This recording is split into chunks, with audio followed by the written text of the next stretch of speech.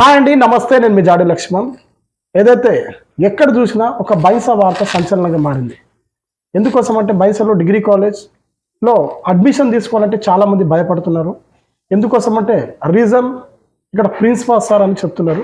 మరి ప్రజెంట్ అయితే ఏదైతే బైన్సా డిగ్రీ కాలేజ్ ప్రభుత్వ డిగ్రీ కళాశాల ప్రిన్సిపాల్ సార్ గారు ఆ కర్నూలులో బుచ్చయ్య సార్ గారు ఉన్నారు మనతో పాటు. ఎందుకు ఈ కాలేజ్ ఎందుకు ఇంత స్ట్రిక్ట్ అవుతుంది, ఎందుకోసం అంటే ప్రతి ఎగ్జామ్స్ ఉన్నాయంటే దాదాపు ఒక ఎగ్జామ్లో దాదాపు 20 నుంచి 30 మంది, అంటే ఎగ్జామ్ అయ్యే వరకు దాదాపు 50 వరకు పిల్లల్ని డిబార్ చేస్తున్నారు.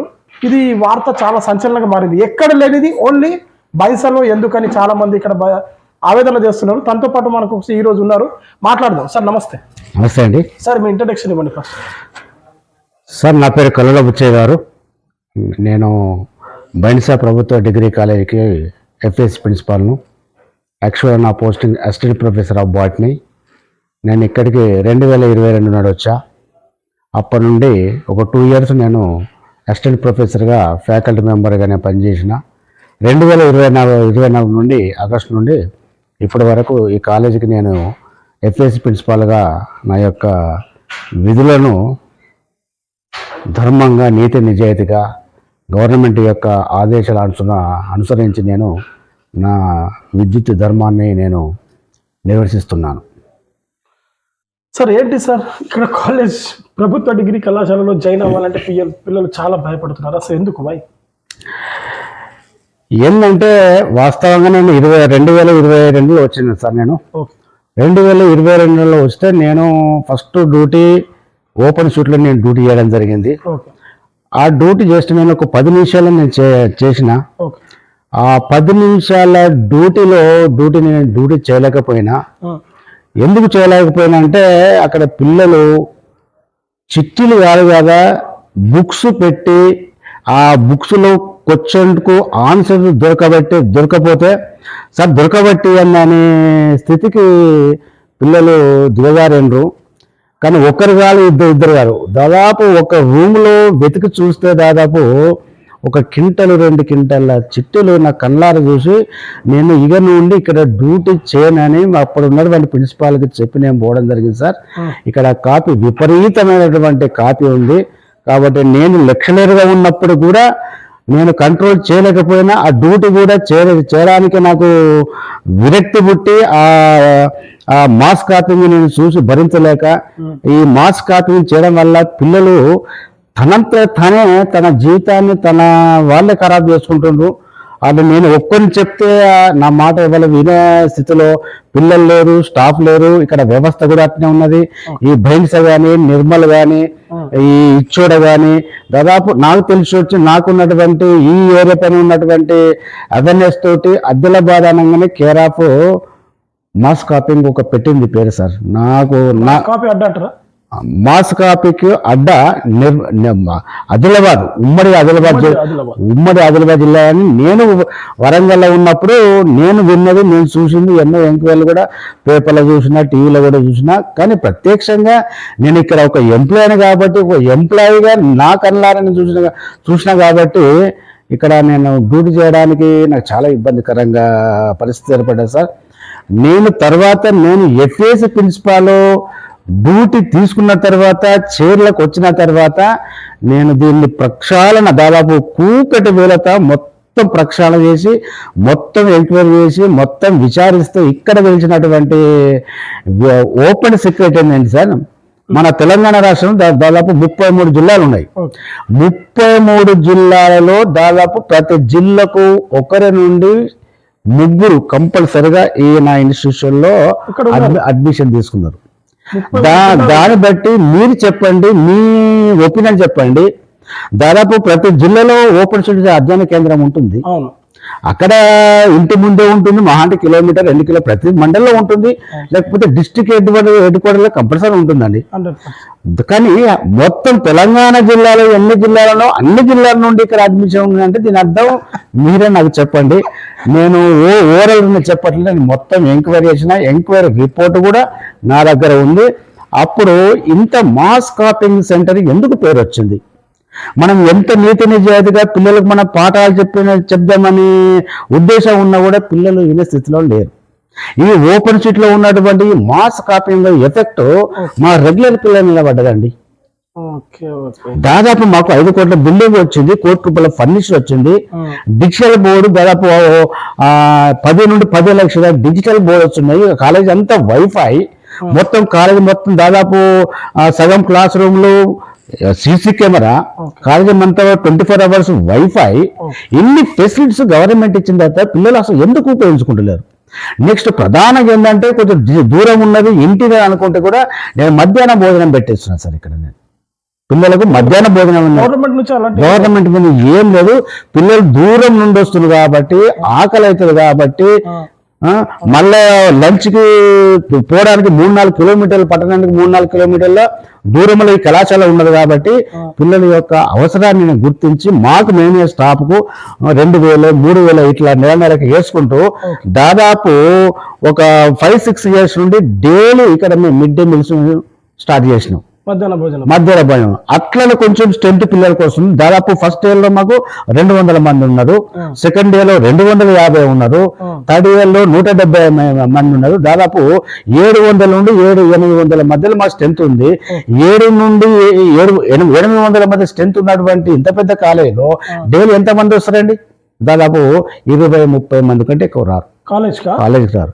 స్టాఫ్ మళ్ళీ అందరూ ఎంఫిల్, పిహెచ్డి, నెట్ క్వాలిఫై అయినటువంటి హైఫై ఎక్స్పీరియన్స్ ఉన్నటువంటి స్టాఫ్ ఈ కళాశాలలో ఉన్నది. మరి ఇక్కడ లోపం ఎక్కడ ఉంది? ఇప్పుడు మేము ఆ స్టాఫ్ దాదాపు ఇక్కడ వచ్చినామంటే కనీసం మేము మా వ్యక్తిగత పనులు చూసుకొని మేము లోకల్ హోదా అంటే కూడా మాకు అవకాశం లేదు. వచ్చినామంటే 10కి వచ్చినామంటే 4:30-5 వరకు స్టాఫ్ మెయిన్ గేట్ కూడా దాటం. మరి లోపం ఎక్కడ ఉంది? ఇక్కడ చాలా దగ్గర ఉందా? చాలా రెగ్యులర్గా వస్తున్నారు, ఉంటున్నారు. హై క్వాలిఫికేషన్ ఉన్నటువంటి లెక్చరర్స్ కాబట్టి వాళ్ళు పాఠం చెప్తేనే వాళ్ళు సెల్ఫ్ సాటిస్ఫై లేకపోతే అట్లా కాదు సార్. ఒకప్పుడు ఉండే గవర్నమెంట్ కాలేజీలో సార్ ఎవరో పాఠాలు చెప్పేలా ఉండే, అన్ని రోజులు మారినాయి సార్.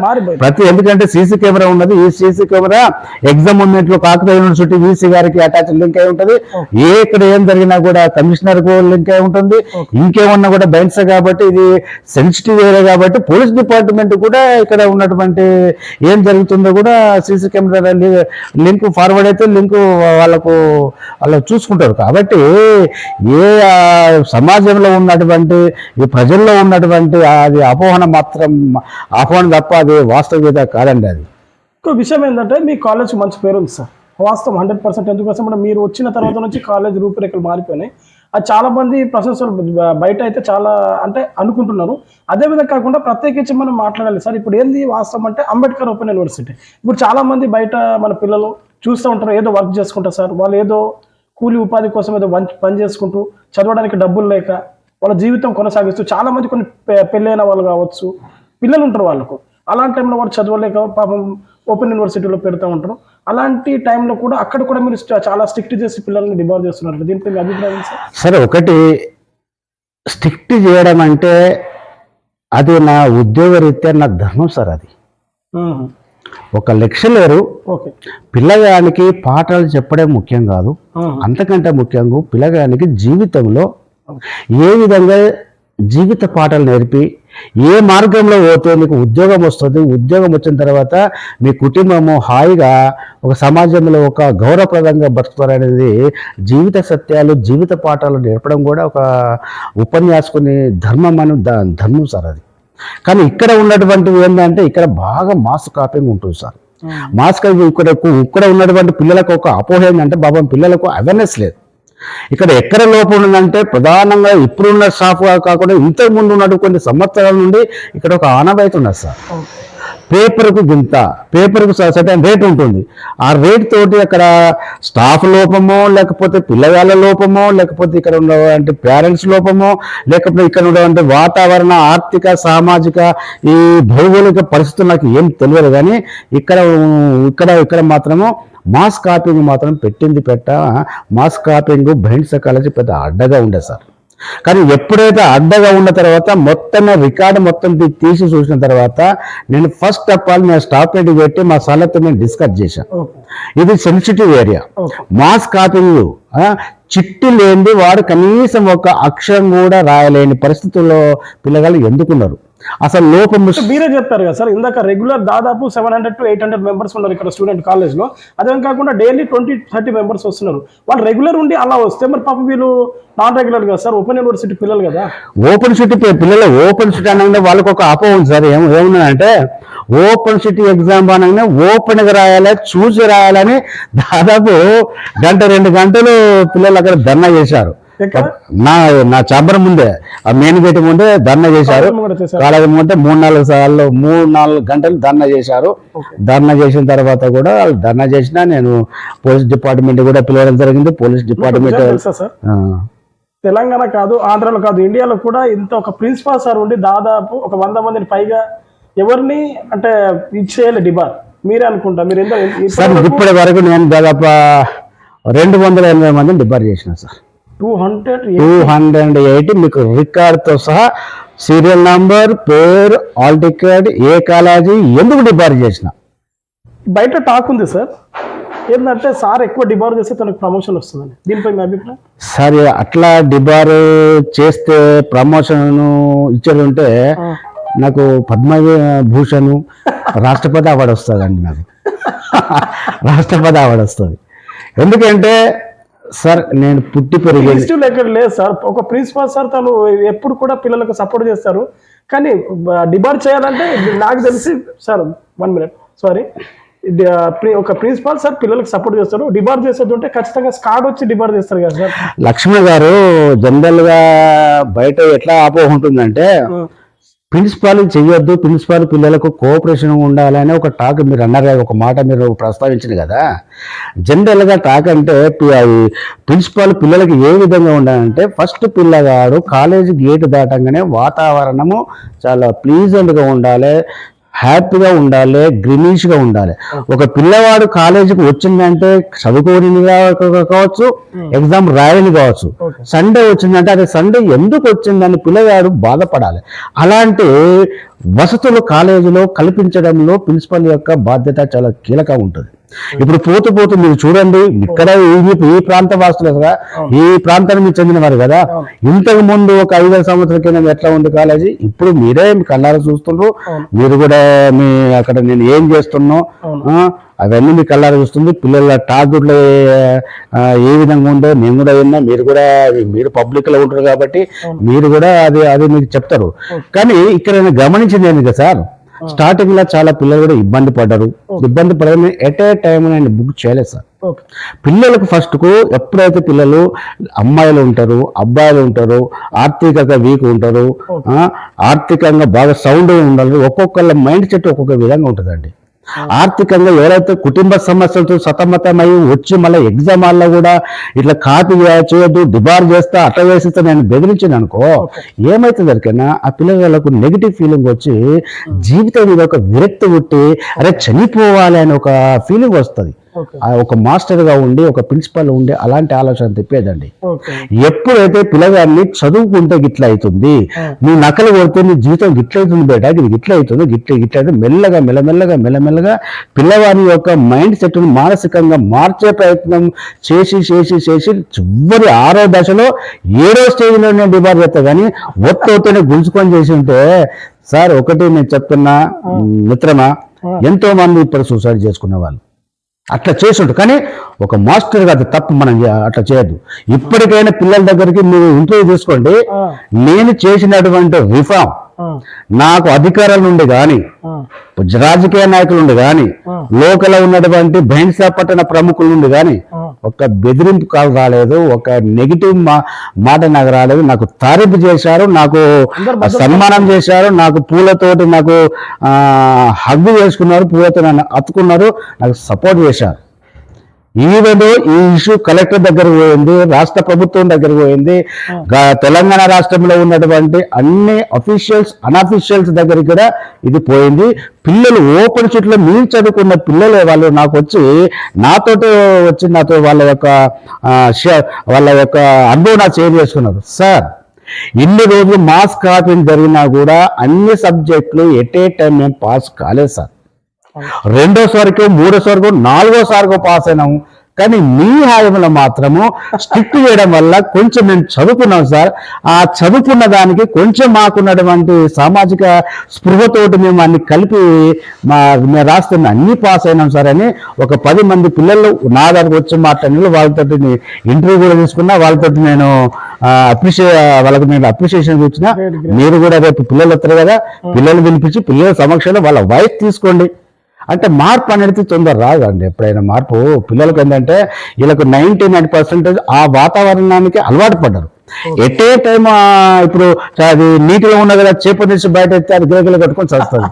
అట్లా ఉండదు. దానికి కనీసం తేమ ఇవ్వాలి, కనీసం ఒక మగ్గు నీళ్ళు పోయాలి, తర్వాత గ్లాసు నీళ్ళు పోయాలి, తర్వాత కొంచెం పోయాలి, తర్వాత అది ఓహో నీటిలో ఉండద్దయ్యా నువ్వు బయట ఉండదని ఆటోమేటిక్గా చేంజ్ అవుతుంది సార్. అదే ప్రయత్నం నేను చేసిన తప్ప నేను ఒక్కటి ఏం చేయలేను.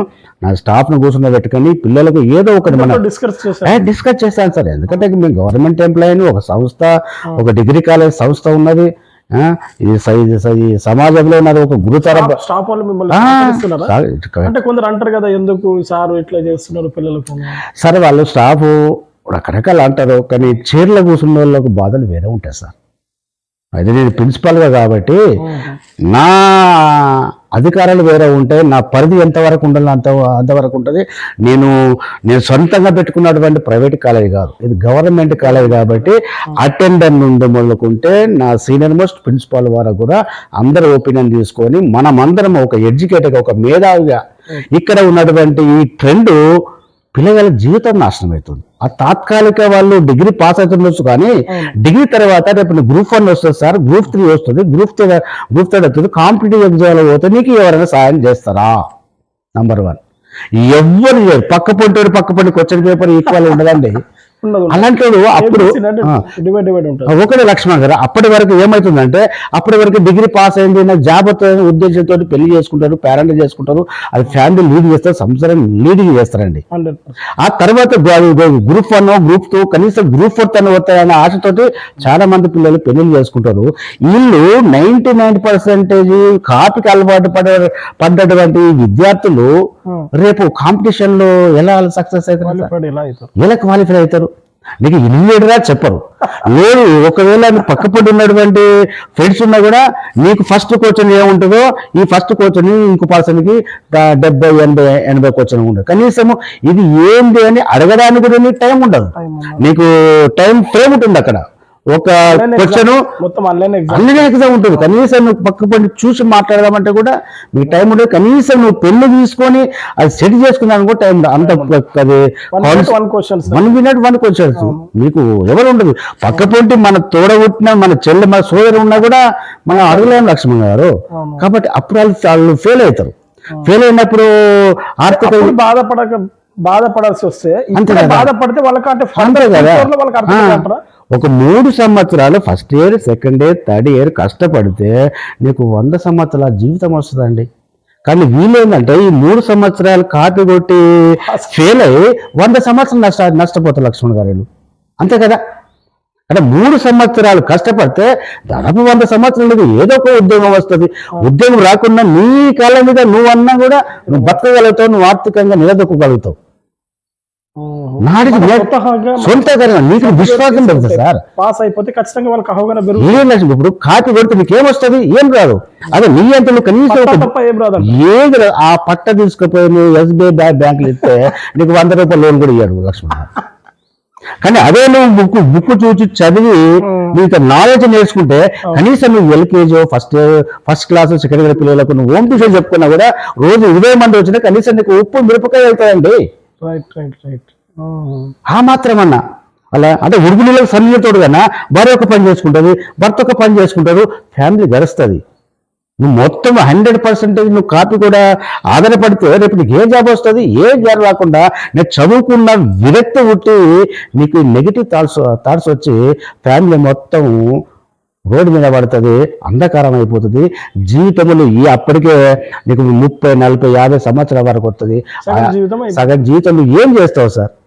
మంచిగా లైఫ్ ఉన్నప్పుడు, దీపం ఉన్నప్పుడు ఇల్లు చక్క పెట్టుకోక దీపం అంతా పోతున్నా ఇల్లు చక్క పెట్టుకుంటే ఎడబెట్టుకుంటారు. కాబట్టి పిల్లల్లో చాలా మార్పు వచ్చింది. పిల్లలకు ఒక యువత సందేశం అని కూడా నేను రాసా.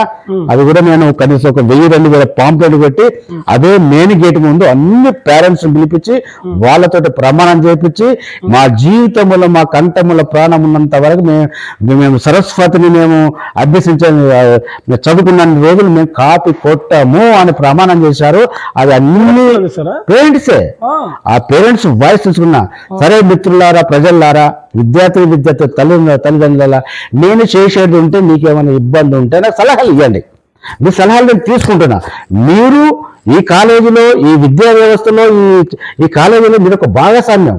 మీ పిల్లలు ఇక్కడ చదువుతున్నారు కదా, సరే గిట్ల మీరు కూడా సలహా ఇవ్వండి. నేనే సుప్రీం కాదు, నేనే ప్రిన్సిపాల్ కాదు, మీ కూడా భాగస్వామ్యం ఉంటుంది. ఎందుకంటే మీ పాప ఇక్కడ చదువుతుంది, మీ బాబు ఇక్కడ చదువుతుండు, పేరెంట్ గా మీకు కూడా ఇక్కడ భాగస్వామ్యం ఉంటుంది, మీకు కూడా బాధ్యత ఉంటుంది. నేను చేసే కార్యక్రమానికి మీరు కూడా మీటింగ్ రండి, సహకరించండి. ఏం చేద్దాం? నేను చేసినా నువ్వు చేసినా మన పిల్లలు బాగుపడాలి, మంచి ఉద్యోగం తెచ్చుకోవాలి, వాళ్ళ సమాజానికి ఉపయోగపడాలి, వాళ్ళు సమాజంలో ఒక గౌరవప్రదంగా లైఫ్ లీడ్ చేయాలనే ఉద్దేశం తప్ప అది డిబార్ చేస్తే నాకు అవార్డు వస్తుంది, కలెక్టర్ అవార్డు వస్తుంది, రాష్ట్రపతి అవార్డు వస్తుంది అంటే నేను డిబార్ చేస్తే చేసిండే లక్ష్యం. నేను ఓపెన్ చెప్తున్నా, నేను నిజం చెప్తున్నా. నాకు ఇది ఎక్కువ మంది డిబార్ చేస్తే నోబెల్ ప్రైజ్ వస్తే అసలు నోబెల్ ప్రైజ్ కూడా నాకు వచ్చండి. ఎందుకంటే ఒకటి లక్ష్మణ్ గారు, మళ్ళీ కొందరు పిల్లలు కూడా అంటారు, మీలాంటి కూడా అంటారు, కొందరు అంటారు ఈసారి స్టార్టింగ్ నుండి ఇట్లా వచ్చినారా, చూసి రాకుండా వచ్చిండా, కాదు కొట్టుకునే వచ్చిండా, పక్క పొంటి కూడా చూడకుండా వచ్చింది అనుకుంటారు. నేను ఆత్మసాక్షి చెప్తున్నా లక్ష్మణ్ గారు, నేను పక్క పొంటి దాన్ని కూడా నేను చూడలే. ఎందుకు చూడలే అంటే నాకు చదువు చెప్పిన వాతావరణం అది, నా గురువు చెప్పిన సంస్కారం అది, అంతేగాని నా ఒంట్లో ఉంటుంది కాదు.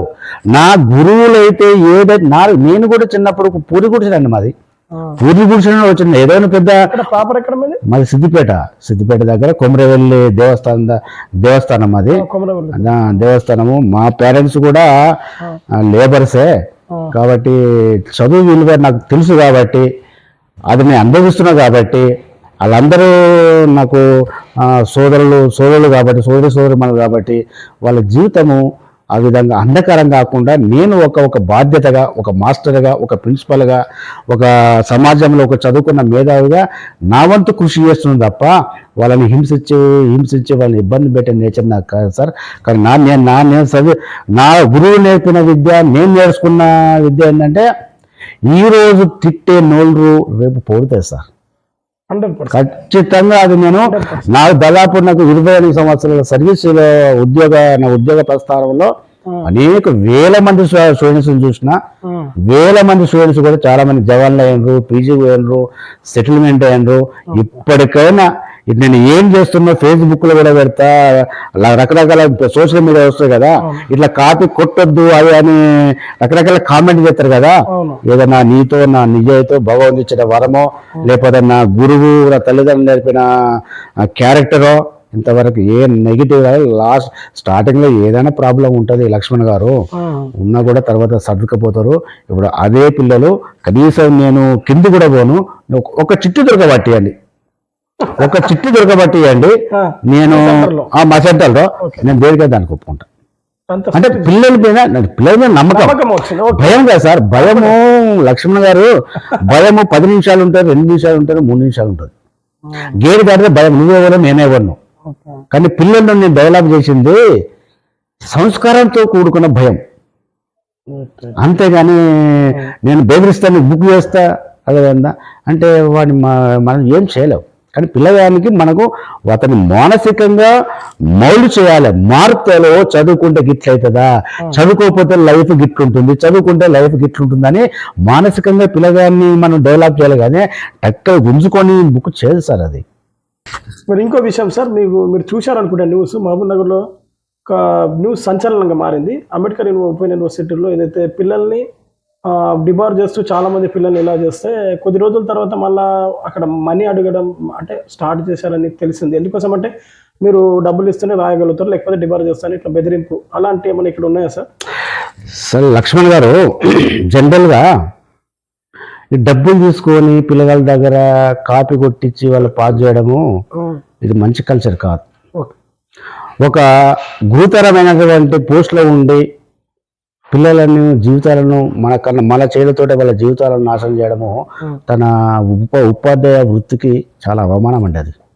అలాంటి వాళ్ళు అసలు ఉద్యోగానికి అనర్హులు సార్. అది ఆ ప్లేస్లో మన పిల్లలు ఉంటారు, మన బంధువులు ఉంటారు, అక్కడ ఉన్నటువంటి పిల్లలు కూడా అలాంటి సోదరి మనకున్నారు.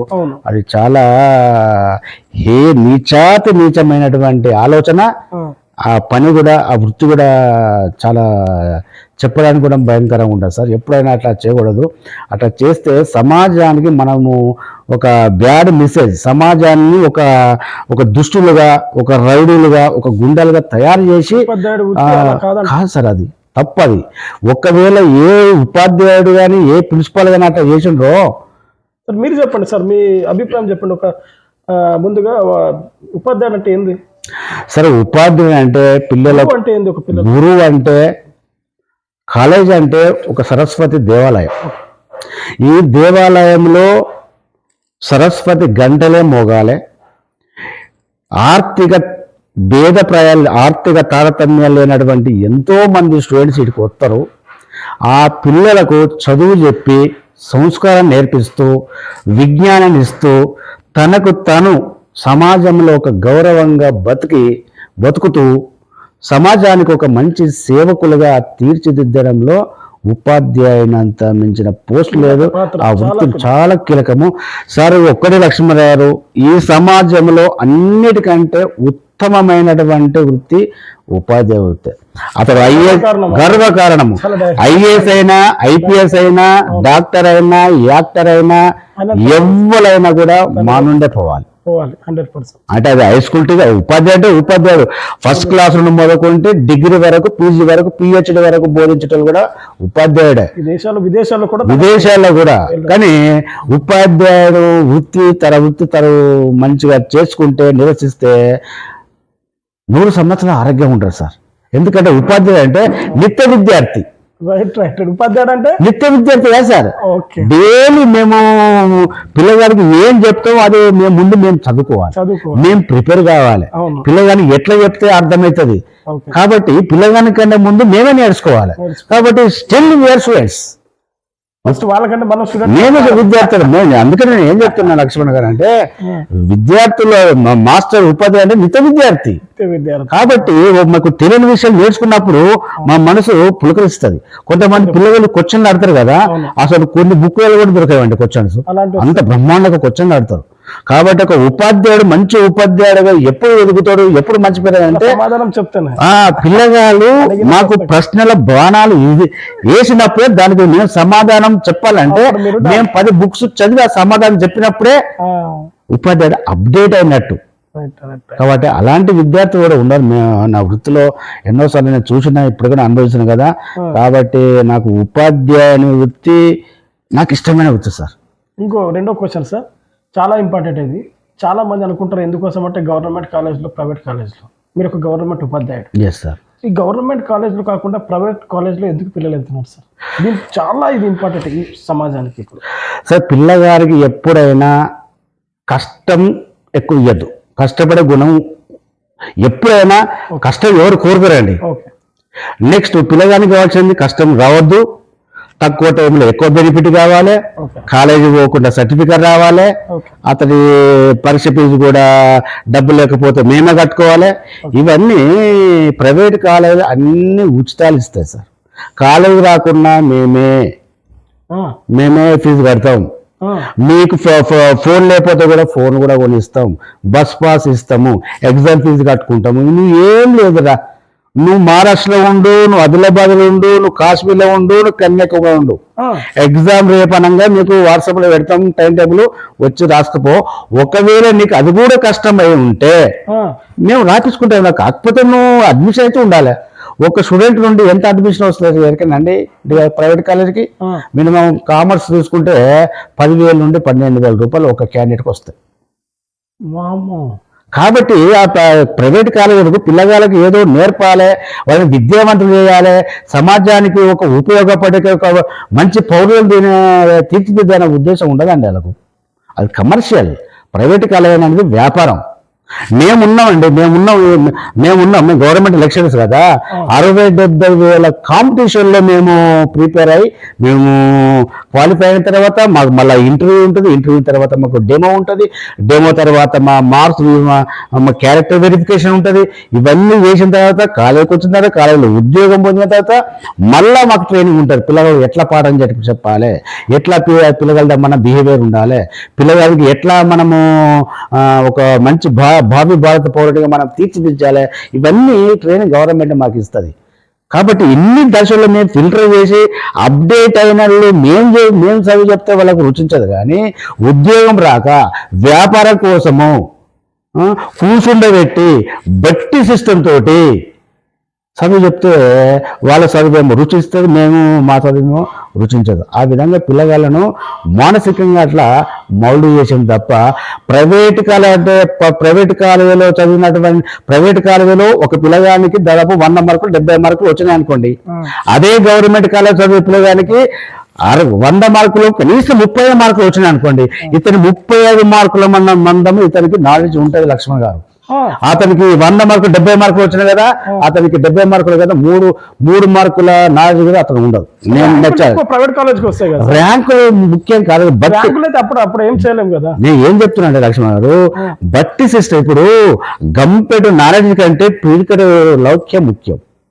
గవర్నమెంట్ కాలేజీలో చదివే పిల్లలకు ఫ్రీ ఎడ్యుకేషన్ ఉంటుంది, ఫ్రీగా ఉంటుంది, ఎలాంటి మెంటల్ స్ట్రెస్ ఉండదు, కూర్చుని పెట్టి బట్టి సిస్టము అదే ఉండదు. ఫ్రీగా రావాలి, ఫ్రీగా చదువుకోవాలి, నీ అంతలు నువ్వు చదువుకోవాలి, నీ అంతలు నువ్వు అప్డేట్ కావాలి. కానీ అక్కడ ఏంటంటే లిమిటెడ్ ఉంటుంది, ఒక పేరా ఉంటుంది. ఆ పేరా అంటే ఏమున్నదో అదే కట్టే కొట్టే తెచ్చే అంతే. కట్టే కొట్టే తెచ్చే. ఆ కట్టె ఏ కట్టె కొట్టిండు, ఎందుకు కొట్టిండు, ఎట్లా తెచ్చిండు, అది పిల్లగానికి ఏ విధంగా ఉపయోగపడుతుందో వాళ్ళు చెప్పరు. మా సార్ చెప్పాడు సార్ కట్టె కొట్టే తెచ్చే, అంతే. కట్టె కొట్టే తెచ్చే. ఇది ఎందుకు కట్టె కొట్టి తెచ్చి ఎందుకు చెప్పిందని దాని పూర్వపరాలు, దాని చరిత్ర, దీనివల్ల ఏం ఉపయోగం ఉంటుంది, సమాజానికి ఏం ఉపయోగం ఉంటుంది, నీ బతుకు తెరుగు ఏ విధంగా ఉపయోగపడుతుంది అనేది నీ గవర్నమెంట్ కాలేజీలో స్టాఫ్ ఉపన్యాసకుడు నేర్పిస్తుంది. గవర్నమెంట్కు ప్రైవేటుకు ఇంతే తేడా. కానీ ఎక్కువ మంది చూసుకో, నువ్వు ఏ డేటా చూసుకున్నావు కదా, గవర్నమెంట్ నుండి పోయినటువంటి పిల్లలకే మంచి ఉద్యోగాలు వచ్చాయి. కాంపిటేటివ్ ఎగ్జామ్లో వాళ్ళు సక్సెస్ అవుతారు. కానీ ఎక్కువ మార్కులతో పోయినట్టు అదంతా బట్టి సిస్టమ్. నువ్వు కాంపిటీషన్ బట్టి సిస్టమ్ ఉండే లక్ష్మణ్ గారు, బట్టి సిస్టమ్ అప్పటి వరకే. నువ్వు తెల్లారి పోతే మర్చిపోతావు. తెల్లారి దేవుడు ఎదుగండి. నువ్వు ఎగ్జామ్ అయిపోయినా 2-3 నిమిషాలు పోయి అడుగు చెప్పడు. కానీ ఈ 35 మార్కులు 40 మార్కులు వచ్చిన పిల్లవాడు వాడు జీవితాంతం వాడు ఏం నేర్చుకున్నాడో అది తెలుసు. గుండెలో ఎన్ని గదులు ఉంటాయి, 4 గదులు ఉంటాయి, 4 గదులు ఉంటాయి, 4 గదులు ఉంటాయి. అదే ప్రైవేట్ కాలేజ్ ఏంటంటే అరే 4 గదులు కాదు రా, ఒకటి అప్డేట్ అయింది రా, 5 గదులు అంటే సరే 5 గదులు ఉంటాయి, 5 గదులు ఉంటాయి అని వాళ్ళకి తెలియదు. అది గవర్నమెంట్ ప్రైవేట్కు. చాలా హ్యాపీ అనిపించింది. మరి ఫైనల్గా మీ తరపు నుంచి ఎందుకోసం అంటే పిల్లలకు ఏం మెసేజ్ ఇవ్వబోతున్నారు, మీ కాలేజ్లో అడ్మిషన్ తీసుకున్న పిల్లలకు ఎలా స్వాగతం పలుకుతున్నారు? లక్ష్మణ గారి సందర్భంగా నాకున్నటువంటి అనుభవంతో నా పిల్లలు నాకు ఇచ్చినటువంటి సలహాల నుండి, నా పిల్లలు నాకు ఇచ్చినటువంటి మెప్పు అప్రిషియేషన్ బట్టి దీన్ని బట్టి నేను చెప్పదలుచుకున్నానంటే, నెక్స్ట్ ఇయర్ పిల్లలందరూ బైంస పట్టణంలో కానీ ముదోలు కాన్స్టిట్యూషన్లో ఉన్నటువంటి విద్యార్థులు వాళ్ళ తల్లిదండ్రుల సలహా వాళ్ళ నుండి నేను తీసుకున్నటువంటి ఫీడ్బ్యాక్ ప్రకారంగా ఇప్పుడు నేను ఏం డిసిజన్ చెప్తానంటే, next year Gopalarao government degree కళాశాలలో అడ్మిషన్ కావాలంటే నెక్స్ట్ ఇయర్ నేను ఎంట్రన్స్ పెట్టబోతున్నా. నెక్స్ట్ ఇయర్ మీ కళాశాలలో మీకు సీటు దొరకదు. అంతా డెవలప్ అయింది, డెవలప్ కాబోతుంది. పిల్లలు కూడా అవేర్నెస్ వచ్చింది. ఈ సందర్భంగా ముదో కాన్స్టిట్యూషన్లో ఉన్నటువంటి తల్లిదండ్రులకు, విద్యార్థులకు మీ అందరికీ నా యొక్క ధన్యవాదములండి. నేను తీసుకున్నటువంటి ఈ నిర్ణయానికి మీరందరూ నాకు సహకరించరు, నాకు సలహా ఇచ్చండు. నేను ఏం చేసినా మీ పిల్లల బాగు కోసమే చేసినా. కాబట్టి బుద్ధి చెప్పువాడు 2 గుద్దిన మేలయ విశ్వదాభిరామ విడురవేమ. కాబట్టి నేను తిట్టినా, నేను కొట్టినా, నేను మందలించినా, నేను కొంచెం స్ట్రిక్ట్ చేసినా అది మీ పిల్లల, మన పిల్లల